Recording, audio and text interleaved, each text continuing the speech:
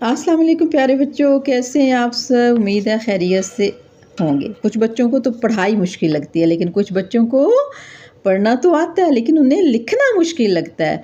तो लिखना तो कोई भी मुश्किल नहीं, इतना आसान है। ये देखिए मैंने आसान आसान अल्फाज लिखे हैं, उर्दू के आसान अल्फाज।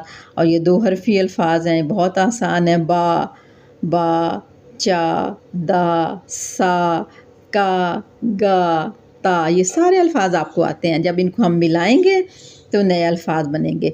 पढ़िए मेरे साथ और लिखिए। पढ़ तो अपने लिए, अब लिखिए। अब बा है ना, आपको छोटी अशकाल आती हैं, आपने सीखी हुई हैं छोटी अशकाल, आपने अपनी किताब में भी देखी हुई, मश्क की हुई है।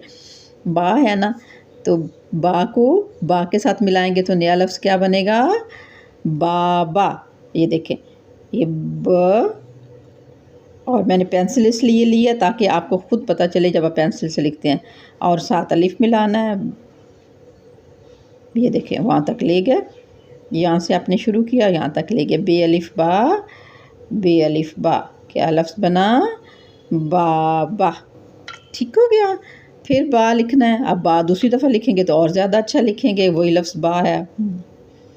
बे अलिफ बा। अच्छा, कोशिश किया करें अपनी पेंसिल शॉर्प किया करें। मेरी पेंसिल तो इतनी अच्छी शॉर्प नहीं हुई, लेकिन आपने शॉर्प करके लिखना है। जीम अलिफ जा, जीम के कोने ज़रूर निकाला करें। ये देखिए, जब जहाँ हम जीम की आधी शक्ल लिखते हैं तो हम ये कोने निकालते हैं, ये और ये। और फिर अलिफ जोड़ेंगे तो क्या बनेगा? बाजा। अब मैं इसलिए लिखवा रही हूँ ताकि आपको पता चले कि लाइंस पे कैसे लिखना है। ठीक हो गया। और फिर चा, चे की आधी शक्ल लिखें। इसी तरह आपने मश्क करते रहना। चे अलिफ चा, फिर चे अलिफ चा, क्या बनेगा?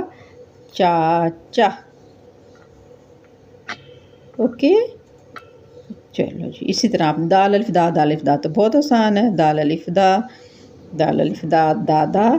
फिर सीन अलिफ सा, रे अलिफ रा।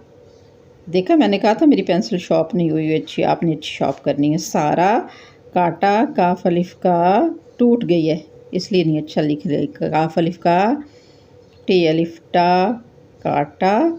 ठीक है। गाना, गाफ अलिफ गा। अब मैं लाइट